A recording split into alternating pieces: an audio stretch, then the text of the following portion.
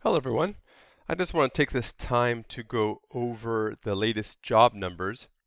Um, we're all concerned about how the economy is doing as well as obviously the loss of life due to the COVID-19 pandemic, but definitely the economy is on everybody's mind.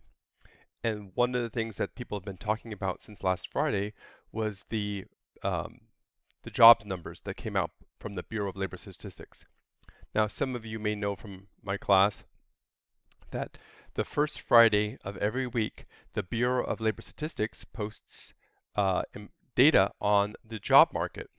And this is considered to be one of the most, if not the most important economic reports to come out on a timely basis because so much of economic activity is tied to income, and income is generated by employment.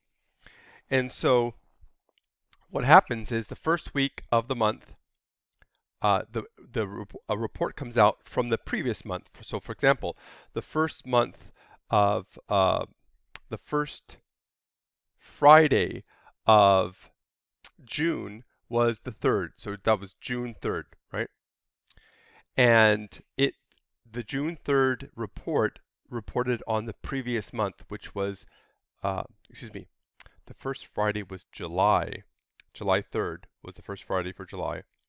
And that report reported on June. And so that's what the data we have. And we saw that there were 4.3 million jobs created. So that's what you see in this data right here, this thing called non-farm payroll employment. Let me get my pen working here. Non-farm payroll employment right here. Oh, that's not my pen. There we go. Control D. And what non-farm payroll employment does, it shows how many jobs were created on net in a given month. And we see that about 4.8 million jobs were created in just June. Now I believe that was a record, but you have to keep in mind that that has to be balanced with the humongous job loss in May of over 20 million jobs. Over 20 million jobs were lost in just 1 month.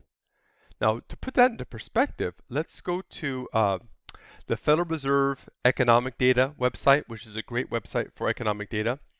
And what we see here is I have a longer timeline going all the way back to 2007 to today. So you could see the job increase of 4.8 million jobs were created and the big loss of almost 21 million jobs.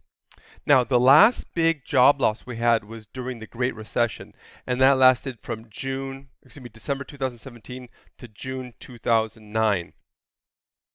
And you could see these job losses here. Now, these job losses are huge, but you can see there's nothing in terms of the scale that we saw in just the month of uh, May and April in 2020. So what I'm going to do is I'm going to zoom in on 2008.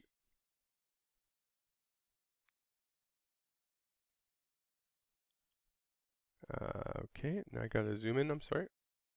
Go like this. And I'm just going to focus on 2008. I'm a little bit.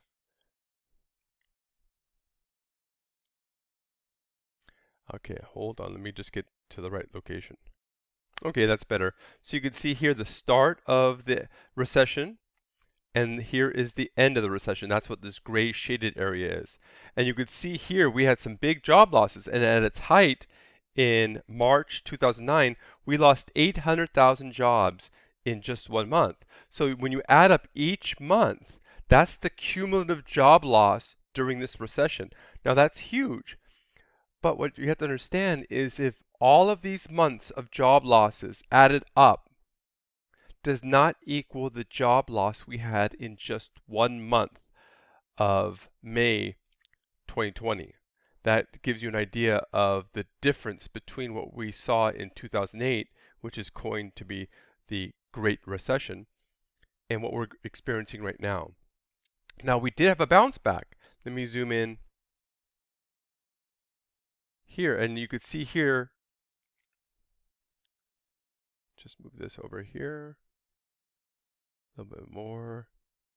You could see here we lost 20 million in April, and in May,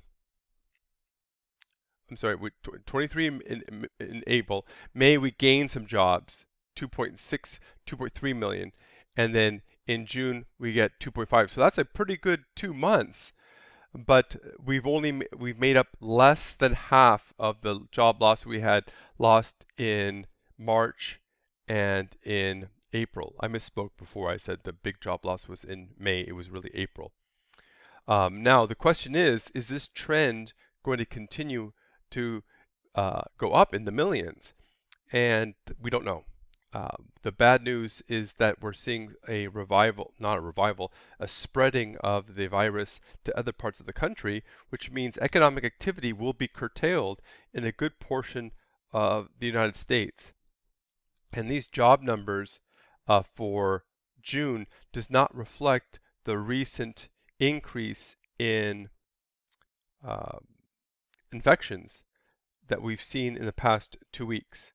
So the next job report is going to come out the first Friday of August, and we're going to see what has happened in July. So that's going to be very interesting to know. Now let's look at some of the other data that comes out in this monthly job numbers.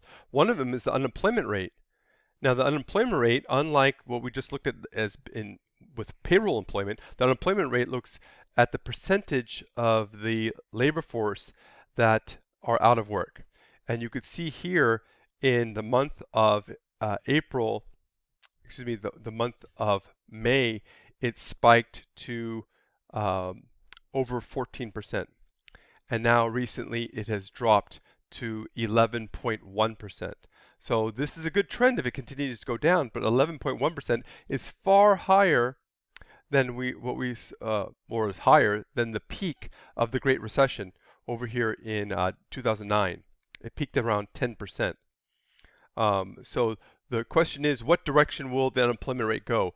Is it going to trend this way, which is not going to be good, or is it going to continue to fall rapidly? Now, if it's going to continue to fall, that means we're going to have a very strong quarter in Q4 of 2020. This is all reflected or all conditioned upon the pandemic. If the pandemic eases up, economic activity can revive. There's no way in the world that there's no way in the world you're going to see this scenario if the pandemic is still with us. This is the most likely scenario if we have the pandemic at the levels we see right now in the fall. Other data that comes out with this report is hourly earnings. This is what the average worker earns on an hour, and this is showing the percentage change. So you want 3 to 4% annual growth in hourly earnings, and you could see here we had really anemic growth, only around the 2% range, and then it started to accelerate, which is good news, and then we see this spike in hourly earnings, which I cannot really explain. So you could see the employment data is really volatile given the pandemic. It's causing wild swings in economic activity. Again, this is the same graph that we saw up top right here. It's just in bar form, which could be a little easier to see. You could see the big 20 million, 21 million job loss in April, and these are big gains in these are record job gains, but it's just dwarfed in scale to the 1 month job loss. So what's my prediction? If I could predict that, I would replace Dr. Fauci as our lead scientist with the pandemic. I have no idea. It's all centered around that. If the southwestern and southern states could get things under control quickly, that would help, but that would probably mean short-term pain for long-term gain. We would have to go through another lockdown to get things better by the fall, if not winter. And some people feel that there are some people who feel that their appetite for another shutdown is not there. So who knows? But I'm just hoping to put this in perspective and how this relates to all of the things that we studied in class. So if you have any questions, just email me.